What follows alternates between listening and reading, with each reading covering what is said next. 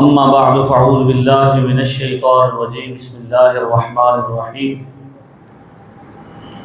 وعلم آدم الاسماء كلها صدق اللہ العظیم وبلغنا رسولہ النبی الکریم ونحن على ذلك لمن الشاہدین والشاکرین الحمد للہ رب العالمین حق جل وغرض طرز بیان محمد است آر کلام حق و زبان محمد است غالب ثناء خواجہ بیضاں گذاشتین کان ذات پاک مرتبہ دان محمد است افلاطون طفل باشد بیونانے کی مندارم مسیحا رشک می یارت زدر مانے کی مندارم خدا دارم دل بریاں ز عشق مصطفیٰ دارم ندارد ہیچ کافر ساز و سامانے کی مندارم مغز قرآن روح ایمان جان دین ہست حب رحمت للعالمین باواز بلند پڑھیں الصلاۃ والسلام علیک یا سید اللہ رسول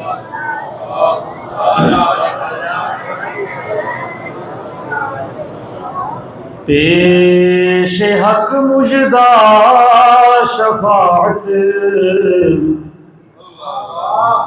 کا سناتے جائیں گے پیش حق مجدہ شفاعت کا سناتے جائیں گے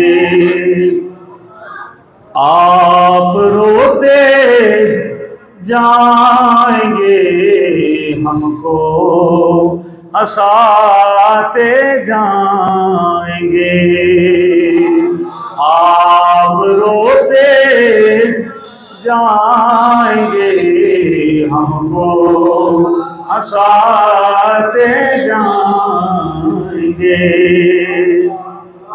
یہ عرس اعلیٰ حضرت ہے، اعلیٰ حضرت کا کلام آپ کے سامنے میں پڑھ رہا ہوں اس وجہ سے کہ کافی دیر ہو گئی ہے، تو میں چاہتا ہوں تھوڑا ذوق بن جائے تو پھر آپ پوری طرح متوجہ ہو جائیں۔ اور ہمارے یہ بزرگوں کی طرف سے وصیت بھی تھی کہ اعلیٰ حضرت کے کلام سے شروع کرنا ہے، تو الحمدللہ تعالی کئی نسبتیں حاصل ہیں۔ بریلی شریف میں 2 مرتبہ حاضر ہوا ہوں اور وہاں انہوں نے خلافت بھی مجھے عطا کی ہے، یہ ان کا بڑا پن ہے بزرگوں کا، حضور تاج شریعہ کا۔ تو آپ نے جو ذوق صحیح ہوتا ہے نا سنیوں والا وہ رکھنا ہے۔ آپ بکھرے ہوئے ہیں، آپ قریب قریب ہو جائیں، جو باہر والے اندر آ جائیں، تو پھر 2-3 شعر پڑھ کے میں اپنی بات آگے بڑھاؤں گا۔ تو یہ صرف منظر دیکھیں، آپ اس کو مد نظر رکھیں اور یہ بات مل کر کہیں کیا؟ آپ روتے جائیں گے ہم کو ہنساتے جائیں، آپ روتے جائیں گے ہم کو ہنساتے جائیں گے۔ ارے دل نکل جانے کی جا ہے، آہ کن آنکھوں سے وہ ہم سے پیاسوں کے لیے دریا بہاتے جائیں گے، ہم سے پیاسوں کے لیے دریا بہاتے۔ آپ روتے جائیں گے ہم کو ہنساتے جائیں گے۔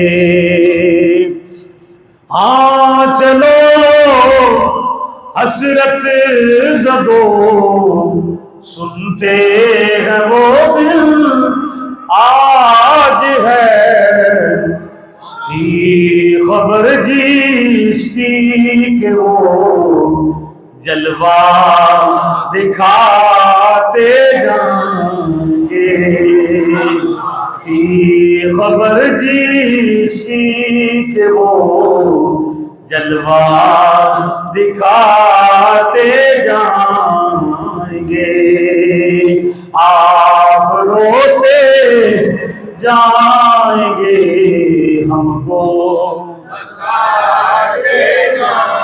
بلند آواز سے پڑھیں آپ روتے جائیں گے ہم کو کشتگانے گرمی محشر کو وہ جانے مسیح کشتگانے گرمی محشر کو وہ جانے مسیح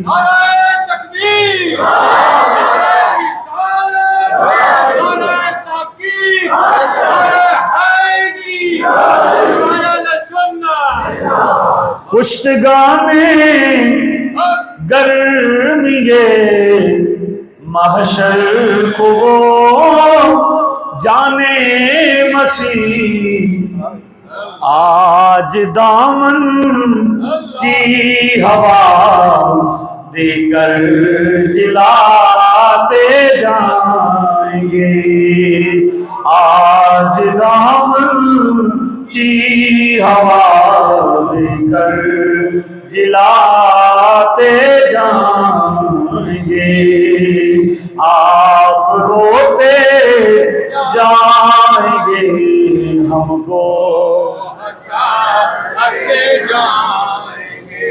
آپ روتے جائیں گے ہم کو ہنساتے حشر تک ڈالیں گے ہم پیدائش مولا کی دھول حشر تک ڈالیں گے ہم پیدائش مولا کی دھول مثل فارس نجد کے قلعے گراتے جائیں گے خاک ہو جائیں عدو جل کر مگر اب تو رضا دم میں جب تک دم ہے ذکر ان کا سناتے دم میں جب تک دم ہے ذکر ان کا سناتے آپ روتے جائیں گے ہم کو ہنساتے اللہ رب العزت جل وعلا کی حمد و ثنا آقا دو عالم نور مجسم شاہ بنی آدم امام المرسلین فخر المرسلین امام کائنات مغفر کائنات وجہ تخلیق کائنات مختار شش جہات سرور سربراں رحمت دو جہاں حامی بے کساں دانائے سبل مولائے کل احمد مجتبی حضرت محمد مصطفیٰ علیہ تحیت و ثنا کی بارگاہ بے کس پناہ میں عقیدتوں اور محبتوں کے نذرانے پیش کرنے کے بعد زینت محفل رونق محفل رأس العلماء سید المدرسین فخر المدرسین شیخ المیراث والادب علامہ سید عطاء اللہ شاہ صاحب بخاری مدظ العالی اور ہماری اس بزم کے فخر اور اس بزم کا جو سبب بنے زینت العلماء فخر العلماء حضرت علامہ مولانا مفتی داؤد الرحمن صاحب چشتی نظامی مدظ العالی اور حضرت علامہ مولانا راجہ غلام مرتضیٰ صاحب قبلہ جنہوں نے مجھے حکم دیا اور میں یہاں حاضر ہوا یہ آپ کی مرکزی جامعہ مسجد بوڑیاں آج پہلی مرتبہ زندگی میں یہاں پہ حاضری ہوئی سب سے پہلے میں علامہ سید عطاء اللہ شاہ صاحب بخاری کا شکر گزار ہوں ان کا مشکور ہوں کہ انہوں نے مجھے یہ شفقت فرمائی کہ میرے ساتھ تشریف لائے یہ خود ایک بہت بڑے خطیب ہیں آپ جانتے ہیں ان سے متعارف ہیں اور پورے پاکستان میں الحمدللہ سید صاحب جو ہیں وہ عقائد اہل سنت کا پرچار کرتے ہیں تو میں نے عرض کی کہ آج فرصت ہے حضرت کے پاس تو آپ کے پاس فرصت تھی تو آپ تشریف لائے اللہ تعالیٰ آپ کا آنا قبول فرمائے دوسری بات بغیر کسی تمہید کے اور لیت و لعل کے میں یہ کہنا چاہتا ہوں، منبر رسول پہ بیٹھا ہوں اور اللہ تعالیٰ کو جان دینی ہے۔ یہ ہوتا ہے لوگوں کو آج کل مزاج بن گئے ہیں کہ ٹھیک ہے جی، خواہ مخواہ لوگ تعریف کرتے ہیں۔ حقیقی بات یہ ہے کہ یہاں کے بہت بڑی خوشی ہوئی مجھے۔ غلام مرتضیٰ صاحب حافظ صاحب جو ہمارے جیلم میں خطیب ہیں، حضرت بابا کرم شاہ صاحب بخاری نے مجھے حکم دیا، تو حضرت مفتی صاحب سے پہلے میری ملاقات نہیں ہے، لیکن آتے ہی جب میں نے یہ اسناد دیکھی جو آپ نے تقسیم کی اور جو کورس کروایا بچوں کو عقائد کا، اور الحمدللہ تعالی ایک بچے نے ابھی اس بات کا اظہار بھی کیا، تو یہ بہت بڑی نعمت ہے اور یہ بہت خوشی ہو رہی ہے مجھے اس بات کی۔ دل باغ باغ ہو گیا ہے کہ بوڑیاں کے مقام پر اس عظیم الشان علاقے میں جو باذوق لوگوں کا اور اہل محبت لوگوں کا گڑھ ہے، یہ بھی ہمیں، چونکہ شاہ صاحب بھی یہاں پہ تشریف لاتے رہتے ہیں، دیگر خطباء بھی آتے ہیں، تو یہ پتہ چلتا رہتا ہے کہ یہ بہت باذوق لوگوں کا علاقہ ہے۔ تو اب آپ کی نیا جو ہے نا، کشتی وہ کنارے لگ گئی ہے، آپ کو ایک اچھا راہبر مل گیا ہے۔ یہ بہت بڑی خوشی کی بات ہے۔ یہ آج جو دور ہمارے جو پیشہ ور لوگوں نے ہمارا ماحول بنایا ہے، اس کے مقابلے کے لیے اور خاص طور پر یہ جو نوجوانوں کی رہنمائی کے لیے آپ کو ان حضرت کی قدر کرنی چاہیے۔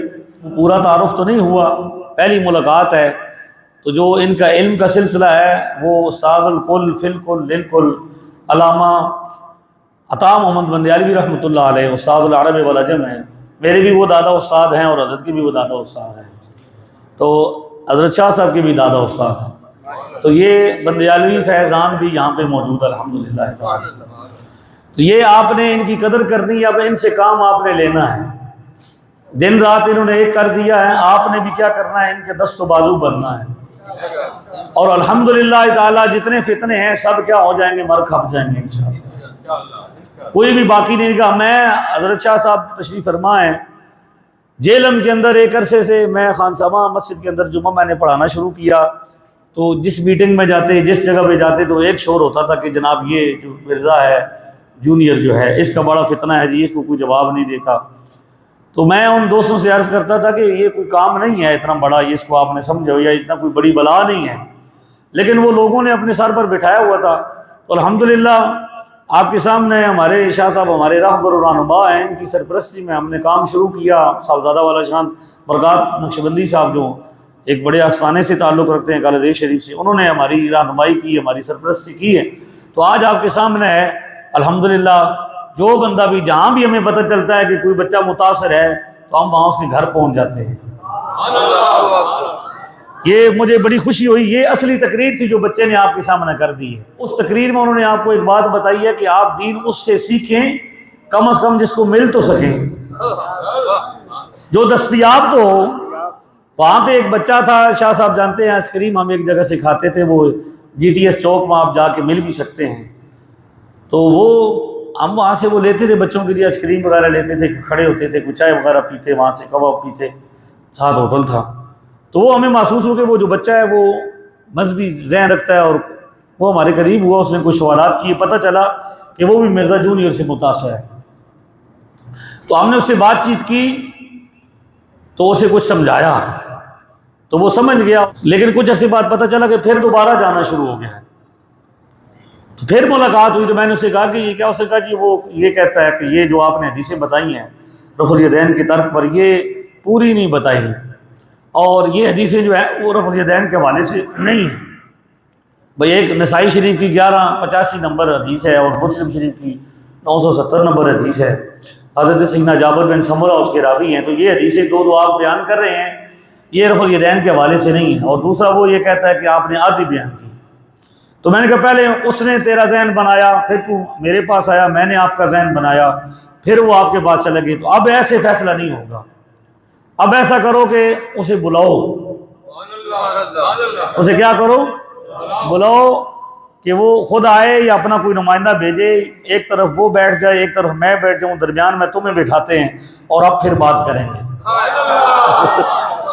تو شاہ صاحب بیٹھے تھے، شاہ صاحب نے کہا نہ خنجر اٹھے گا نہ تلوار ان سے، یہ بازو میرے آزمائے۔ تو وہ نہیں آیا، انہوں نے کہا، وہ خود لڑکا کہتا ہے کہ بھئی آپ کیا بات کریں، وہ تو نہیں آئے گا۔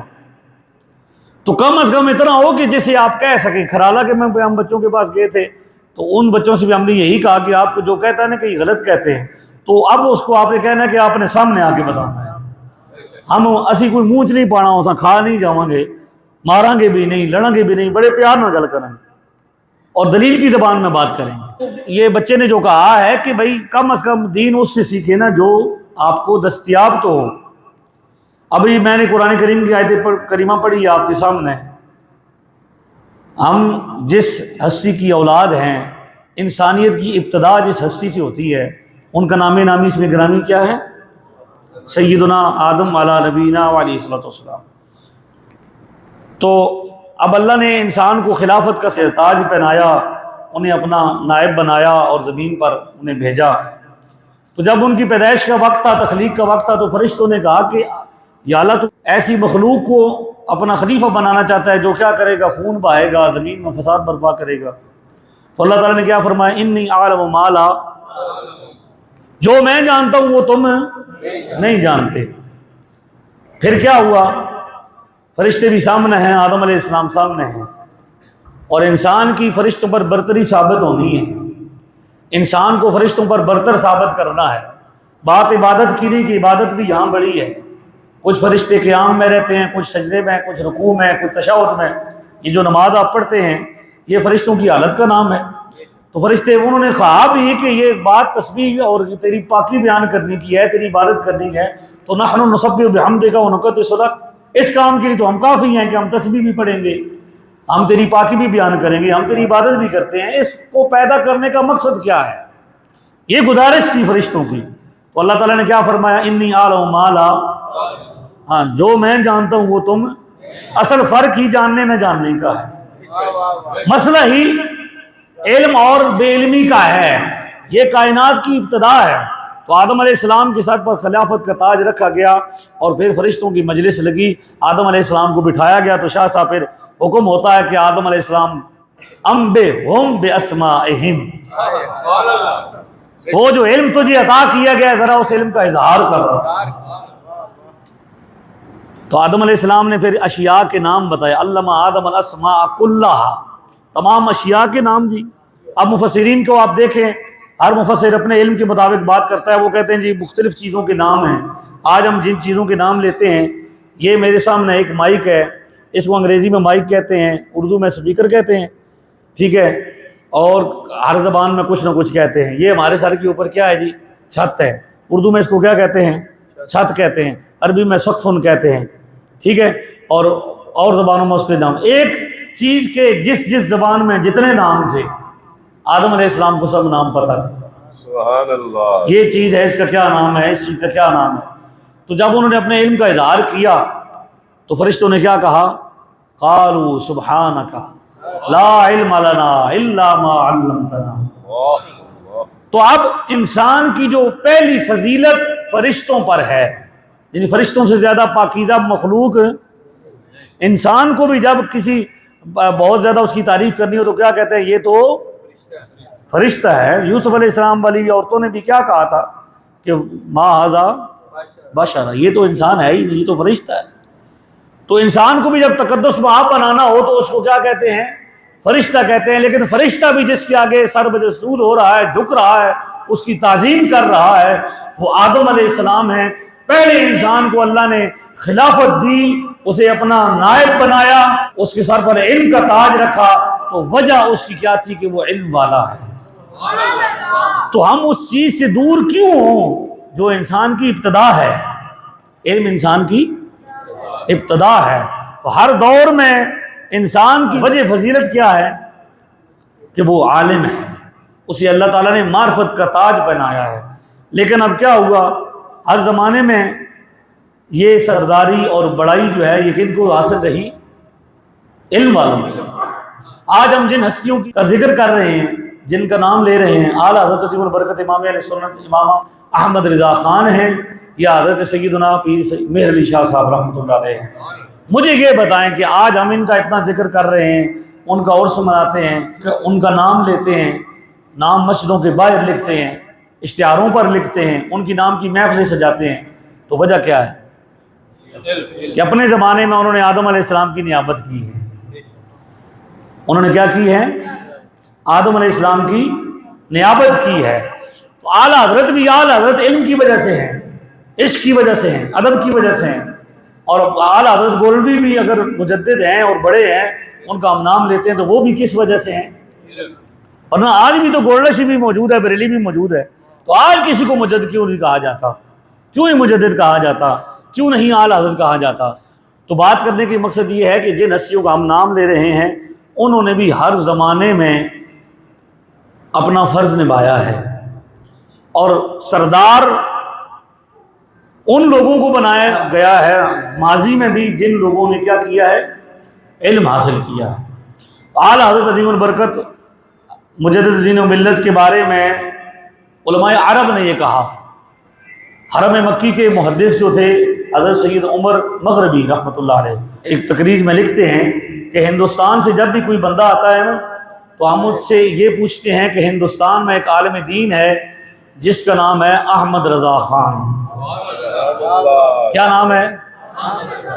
یہ آج ہمارے لوگوں کو پتہ نہیں کیا ہو چلا ہے کہ لوگ کہتے ہیں کہ ہم جی نئی صف بندی کرنی ہے، کیا نویاں صفیں بنانی ہیں، اور وہ جو مولانا احمد رضا خان کی جو روحانی حکومت ہے اس کو نقصان پہنچانا ہے. تو احمد رضا خان کی حکومت کو ختم کرنا اتنا آسان ہے؟ یہ بھول ہے. حضرت سید عمر کیا کہتے ہیں مغربی کہ ہندوستان سے جب بھی کوئی شخص آتا ہم اس سے یہ پوچھتے کہ ہندوستان میں ایک عالم دین ہے جس کا نام ہے احمد رضا خان. ان کا جب ہم نام لیتے اس کے سامنے ذکر کرتے تو اگر اس کے چہرہ کھل جاتا، وہ خوش ہو جاتا، وہ مسکراتا اور اعلیٰ حضرت کی تعریف کرتا تو ہم سمجھتے کہ یہ صحیح العقیدہ سنی مسلمان ہے. اور اگر اعلیٰ حضرت کا نام لیا جاتا چہرہ بگڑ جاتا یا ان کی برائیاں شروع کر دیتا، انہیں جی نہیں، انہیں تو پتہ ہی کوئی نہیں ہے، وہ تو شرک کا بازار گرم کر رہے ہیں، انہوں نے یہ کیا. جب ان کی مذمت کرتا تو ہم سمجھ جاتے کہ یہ سنی نہیں ہے، یہ بدعتی ہے. تو سید عمر کہتے ہیں احمد رضا خان کو اللہ تعالیٰ نے حق کی پہچان بنا دیا ہے. اعلیٰ حضرت اب ایک بندہ نہیں ہے، ایک شخصیت نہیں ہے، ایک عالم نہیں ہے، ایک نظریہ ہے. اعلیٰ حضرت کیا ہیں جی؟ ایک نظریہ ہیں. جیسے آپ دیکھیں نا شاہ صاحب موجود ہیں، شاہ صاحب جب کسی کو حق پہ بولنا ہو تو کیا کہتے ہیں؟ یہ کون ہے؟ یہ اپنے زمانے کا موسیٰ ہے. اور باطل پہ کسی کو قرار دینا ہو تو کیا کہتے ہیں؟ یہ کیا ہے؟ یہ تو بندہ فرعون ہے. حالانکہ فرعون ایک شخصیت تھی، موسیٰ علیہ السلام ایک شخصیت کا نام تھا، حاتم طائی ایک شخصیت کا نام تھا. لیکن سخی کو کیا کہتے ہیں؟ یہ کیا ہے؟ یہ تو حاتم ہے، اپنے زمانے کا حاتم ہے.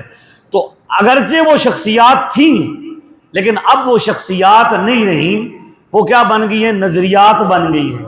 تو اعلیٰ حضرت بھی ایک زمانے میں شخصیت تھے لیکن انہوں نے اتنا کام کیا اللہ تعالیٰ نے ان کو اتنی عزت بخشی کہ وہ ایک شخصیت نہیں، ایک نظریہ بن گئے، عقیدہ بن گئے ہیں. اب آپ نے کیا کہنا ہے؟ عشق و محبت، عشق و محبت، بلند آواز سے کہیں عشق و محبت، عشق و محبت. تو یہ آپ عقیدے کا نعرہ لگا رہے ہیں. یہ کیا کہہ رہے ہیں؟ یہ وہ شخصیت ہے جس نے ہمارے عقیدے کا دفاع کیا ہے. ورنہ ایک طرف اتنے مولوی تھے، اتنے آستانے تھے، پورا ان کے پاس کیا تھا؟ نظام تھا. اعلیٰ حضرت اکیلے آدمی تھے. آپ بریلی شریف جائیں، میں بریلی شریف حاضر ہوا ہوں، آج بھی وہاں پہ ایک چھوٹی سی مسجد ہے. اور اس زمانے میں بھی اعلیٰ حضرت، آپ کی مسجد اتنی مسجد نہیں ہے بریلی شریف کی، اس سے چھوٹی ہے. ایک چھوٹی سی مسجد میں بیٹھنے والے امام اہل سنت اکیلی شخصیت تھے. اور تھے بھی کیا؟ باہر سے آئے ہوئے تھے، ہندوستانی مقامی، کندھار سے آئے ہوئے پٹھان تھے نا آپ. تو اور ایک طرف وہ رشید احمد گنگوہی تھا جس کے بڑے مرید تھے، اشرف علی تھانوی تھا، بڑے مرید اور بڑا سلسلہ تھا. اسی طرح قاسم نانوتوی پورا دیوبند دارالعلوم تھا. اور دیوبند دارالعلوم وہ ہے، ہم گئے ہیں شاہ صاحب پچھلے دنوں، ہم سرحد میں تھے ادھر خیبر پختونخوا میں، تو وہاں اس پرانے زمانے کے دیوبند کے جو فارغ تھے وہ آئے ہوئے تھے اور وہ سنی تھے. لیکن وہاں پہ جو دیوبندیت پھیلی ہے وہ ان لوگوں کی وجہ سے پھیلی ہے جو کہتے تھے کہ دیوبند پہلا مدرسہ ہے جس نے سارے علوم پڑھائے ہیں. ان اس زمانے میں یہ ہوتا تھا کہ ایک فن ایک عالم پڑھاتا تھا، بس صرف ایک پڑھاتا تھا، تو ایک فن پڑھنے کے لیے ایک عالم کے پاس جانا پڑتا، دوسرا فن دوسرے کو، تو بہت زیادہ ٹائم لگ جاتا تھا، 20 سال 24 سال عالم بنتے ہوئے لگتے تھے۔ تو دیوبند پہلا مدرسہ ہے بر صغیر میں جس نے پورا کورس ایک جگہ پہ جمع کیا، یعنی 9-10 سال کا درس نظامی۔ تو اس زمانے میں بڑے لوگ یہاں سے پڑھنے کے لیے گئے، تو اتنے ان کے پاس فضلات تھے، ان کا پورے علاقوں میں ہولڈ تھا۔ یہ دیوبند پورا مدرسہ ایک طرف تھا، اور بریلی میں ایک شخصیت تھی، ایک نام تھا جن کا نام کیا تھا؟ امام احمد رضا خان، ٹھیک ہے، جن کے بارے میں سید علوی مالکی کہتے ہیں کہ میں نے احمد رضا خان کو ان کی کتابیں پڑھ کے پہچانا ہے۔ ہمیں تو یہ بتایا جاتا تھا کہ بھئی احمد رضا خان ایک بدعتی آدمی ہے۔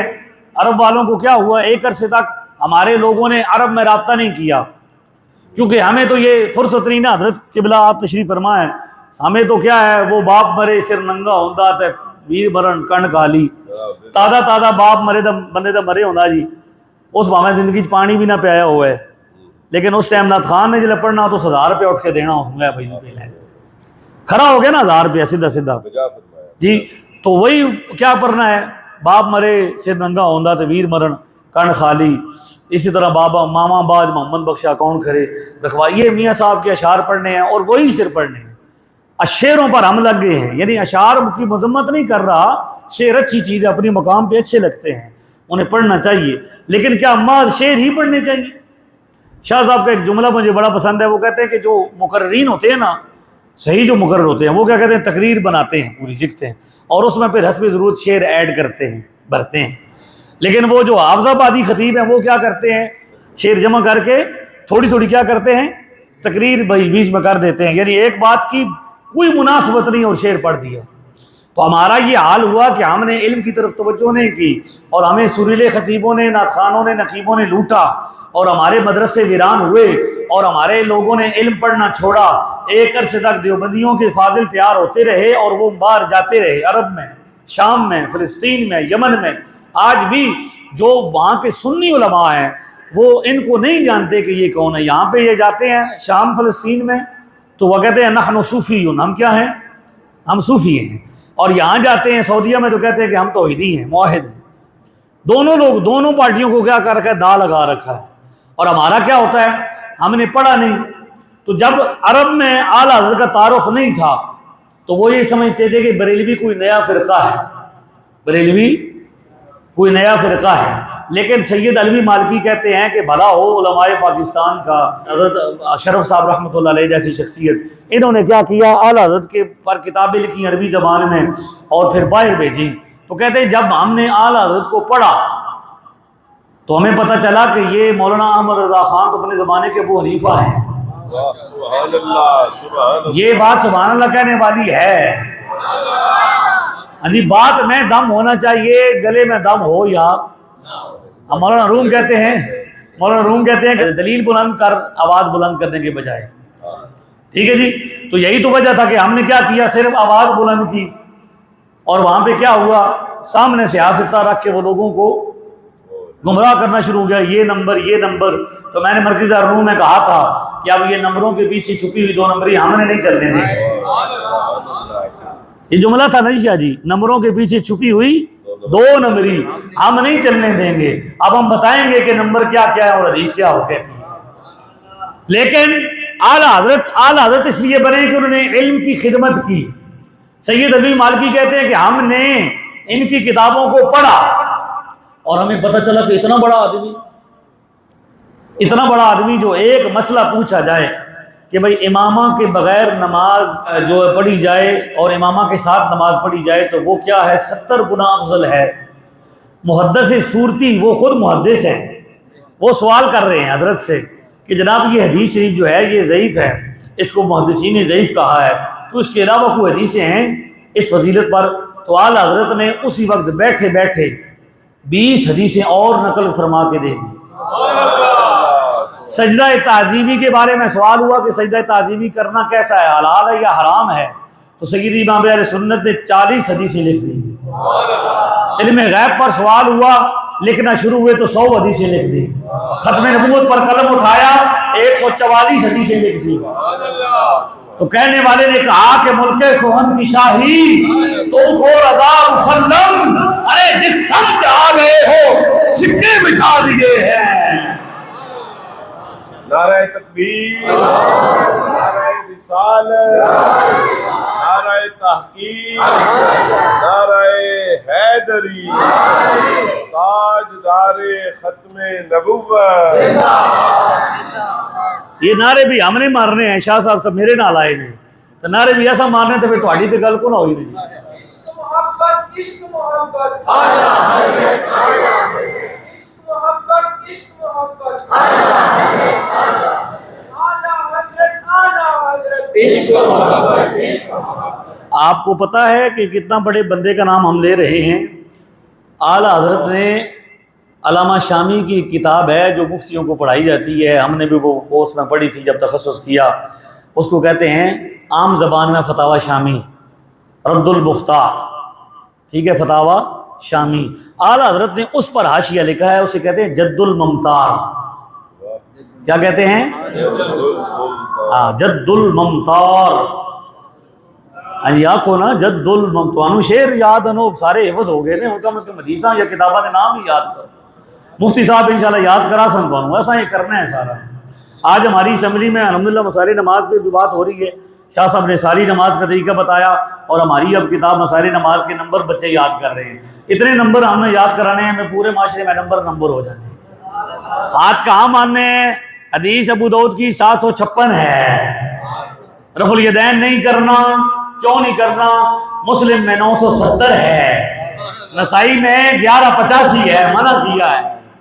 ایک کون دسنا؟ اسی نہیں دسنا، بچے دسن گے انشاءاللہ۔ تو آپ یہ اعلیٰ حضرت والا کام ہے، کس کا؟ اعلیٰ حضرت نے اس پر حاشیہ لکھا جد الممتار پر۔ تو میں حیران ہوا کہ جس مقام پر بھی پڑھتے ہیں لگتا ہے کہ علامہ شامی اگر ہوتے تو وہ کہتے کہ یار یہ تو مجھ سے بڑا عالم ہے۔ میں آپ کو ایک مثال دیتا ہوں، علامہ شامی نے ایک مسئلہ لکھا اس میں کتاب و طہارت میں، مسئلہ یہ ہے کہ تھوک سے کسی تحریر کو مٹانا جائز ہے یا نہیں، تھوک سے تحریر کو مٹانا جائز ہے یا نہیں۔ توجہ ہے آپ کی؟ پیسے ایسے چھڑنے سن سٹ چھڑ دے ہوں، تسی گل سنو سے پوری کے کرو، توجہ سنو میری، اٹھو نہیں، گل سنو بھائی۔ تھوک سے کسی تحریر کو مٹانا کیا ہے؟ جائز ہے یا ناجائز ہے؟ علامہ شامی کہتے ہیں کہ علماء نے کہا ہے کہ بھائی حرج کوئی نہیں ہے، لیکن جس تحریر میں کوئی مقدس نام ہو جیسے اللہ کا نام ہو تو اس کو تھوک سے مٹانا جائز، یہ بے ادبی ہے۔ کیونکہ جو قرآن ہے نا، قرآن کی کوئی آیت ہو تو قرآن چونکہ کلام اللہ ہے، اور کلام اللہ مخلوق میں سب سے افضل ہے۔ کلام اللہ کیا ہے؟ سب سے افضل ہے، زمین و آسمان میں جو کچھ ہے اس سے افضل ہے۔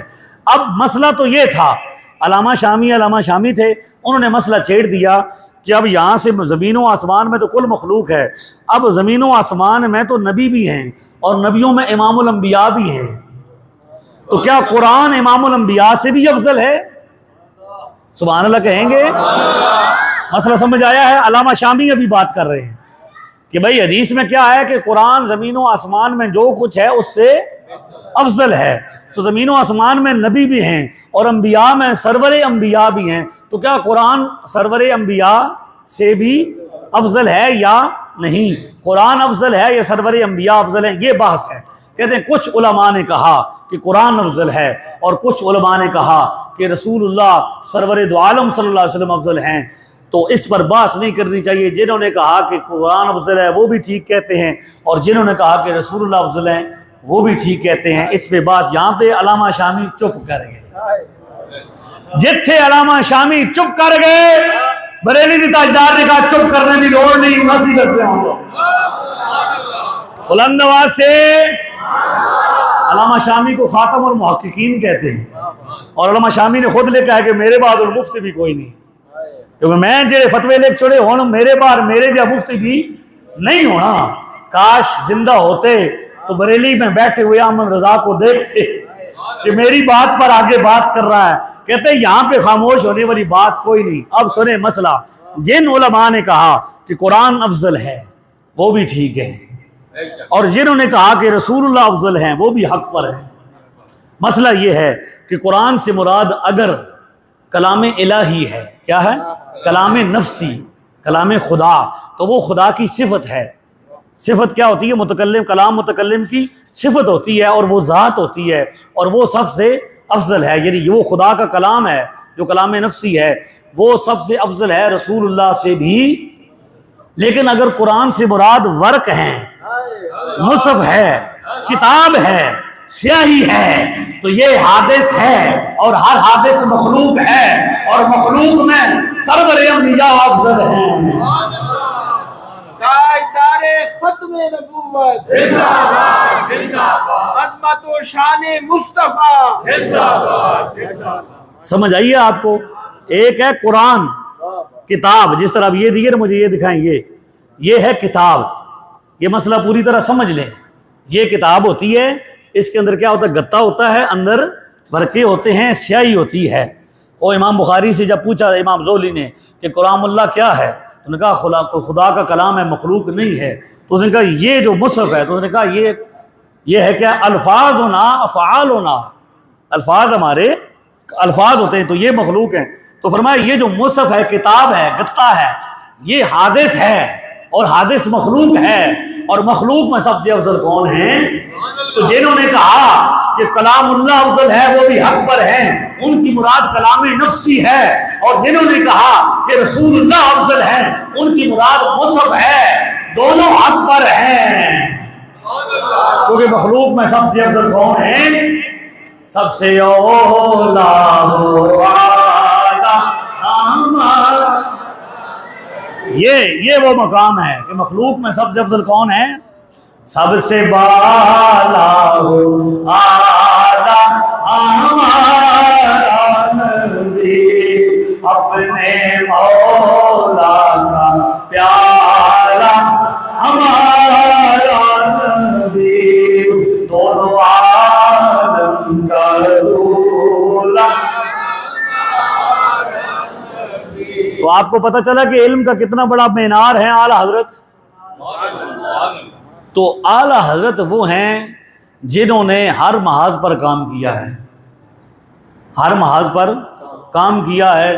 آج ہمارے عقائد اگر محفوظ ہیں، ہمارے عقیدے اگر محفوظ ہیں، تو یہ اس ہستی کی کرامت ہے جنہیں ہم اعلیٰ حضرت کہتے ہیں۔ اور اعلیٰ حضرت نے اپنے زمانے میں ہر عالم سے رابطہ کیا، یہ بھی بڑی بات۔ اعلیٰ حضرت کو اعلیٰ حضرت بنایا اس لیے کہ اعلیٰ حضرت نے اپنے زمانے میں جتنے علماء تھے ان سے رابطہ کیا، بڑے بڑے علماء۔ یعنی میں آپ کو چکوال، اگر میرا علاقہ چکوال ہے، تو چکوال میں ایک عالم دین تھے مولانا عبدالحلیم کریالوی رحمۃ اللہ علیہ، تو اعلیٰ حضرت ان کے پاس بھی اپنی کتابیں اور رسائل بھیجا کرتے تھے۔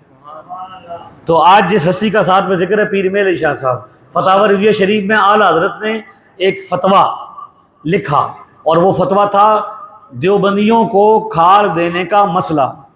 دیوبندیوں کو کھال نہیں دی جا سکتی، حرام ہے بد مذہبوں کو۔ تو انہوں نے وہ لکھا اور تصدیق کے لیے گولڑا شریف بھیجا۔ تو گولڑا شریف والے جو پیر میل شاہ صاحب ہیں، انہوں نے کہا عاجزی کے طور پر کہ بھائی فقیر مفتی نہیں ہے، اس لیے مور بھی پاس نہیں رکھتا، لیکن اس مسئلے کی تصدیق ضرور کرتا ہے۔ تو آپ نے یہ دیکھنا ہے کہ ہم جن ہستیوں کے نام لیوا ہیں، وہ ہستیاں کوئی اس لیے نہیں کوئی اوپر آ گئیں کہ انہوں نے کوئی بہت زیادہ چلے کاٹے ہیں یا جناب انہوں نے عجیب و غریب کام کیے ہیں، بلکہ آج اگر ہم اس زمانے میں ہم یہ لوگ جو وار کرتے ہیں نا، جو ہمارے بچوں کو شکار کرتے ہیں، ان کے پاس صرف دو چیزیں ہیں، ان پر کنٹرول کر لیں تو آپ کا معاملہ الحمدللہ صاف ہو جائے گا۔ ایک ہے درباروں پہ ہونے والی خرافات، اور دوسرا ہے ہمارے جاہل خطیبوں کی تقریریں۔ کیا ہے جی؟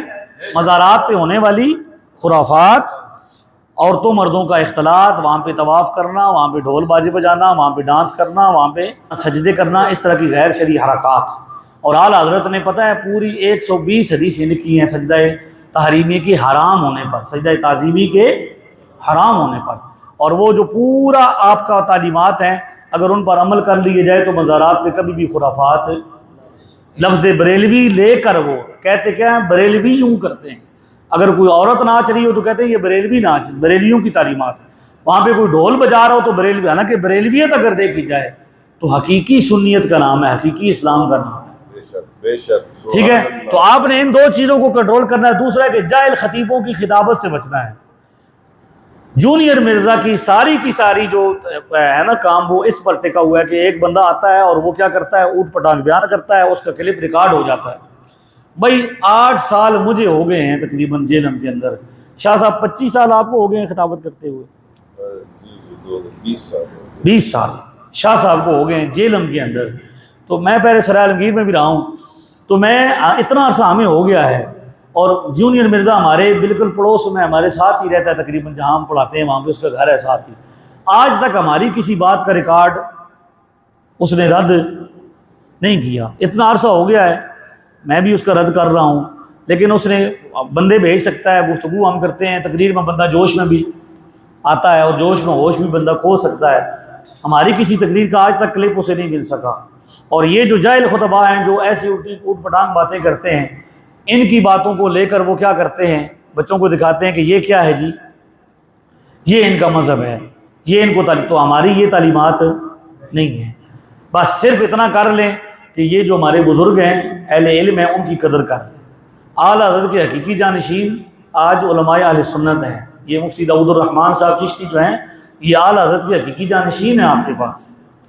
ان کا کام بتا رہا ہے, ان کا جذبہ بتا رہا ہے, ورنہ کون کرتا ہے جی. مولوی کہتے ہیں کہ جی ہمیں کھانا پینا مل رہا ہے بس ٹھیک ہے, لیکن یہ حقیقی کام کر رہے ہیں. تو ان کا آپ نے کیا کرنا ہے, قدر کرنی ہے. اور دوسرا یہ ہے کہ اپنے بچوں کو یہ بتانا ہے کہ تعلیمات جو لینی ہے نا وہ باقاعدہ استاد سے لینی ہے. کیسے بھائی, مجھے یہ بتائیں کہ اللہ تعالیٰ علی کل شیء قدیر ہے نا, اور ہر چیز کا جاننے والا خالق ہے. تو یہ انٹرنیٹ آج ہمارے سامنے آیا ہے, تو اللہ تبارک و تعالیٰ کے علم سے یہ پہلے سے تھا. اگر یہ انٹرنیٹ کے ذریعے کچھ سیکھنا سکھانے کا سلسلہ ہوتا تو اللہ تبارک و تعالیٰ بھی انٹرنیٹ کے ذریعے بھیج سکتا تھا کہ نہیں بھیج سکتا. لیکن اللہ نے کیا بھیجا, کتاب بھیجی اور استاد بھیجا. کیا بھیجی, ایک کتاب اور ایک استاد. ہمارے پاس بھی کیا بھیجا, ایک کتاب اور ایک استاد. تو دین کو سیکھنے کا جو نیچرل طریقہ ہے, فطری طریقہ ہے, وہ کیا ہے کہ آپ نے استادوں سے سیکھنا ہے. تو آج بھی اگر کوئی بچہ دین سیکھنے کا خواہش مند ہے تو وہ کیا سیکھے, استادوں سے سیکھے. اور الحمدللہ ہم اساتذہ والے ہیں. میں نے آپ کو بیان کیا نا کہ ہم علامہ بندیالوی تک ہمارا سلسلہ جاتا ہے. علامہ بندیالوی سے ہمارا سلسلہ جو تعلیم کا ہے, حدیث کا سند ہے, وہ علامہ محدث اعظم پاکستان کے پاس جاتا ہے. محدث اعظم پاکستان کے ساتھ جا کر وہ ہمارا بریلی شریف جاتا ہے. بریلی شریف سے پھر بخارا جاتا ہے, پھر مصر جاتا ہے, پھر شام جاتا ہے, اور پھر مدینے چلا جاتا ہے. تو ہم میں سے تو سب بندے ہیں, جو بھی عالم دین اٹھا لیں, اس کی سند اٹھا لیں, شجرہ اٹھا لیں, سلسلہ طریقت بھی سرکار تک پہنچے گا اور سلسلہ علم بھی سرکار تک پہنچے گا. اور جس دا کوئی علمی پیوتے مائی نہیں, وہ کہندا بابے تے کوئی شاہی نہیں.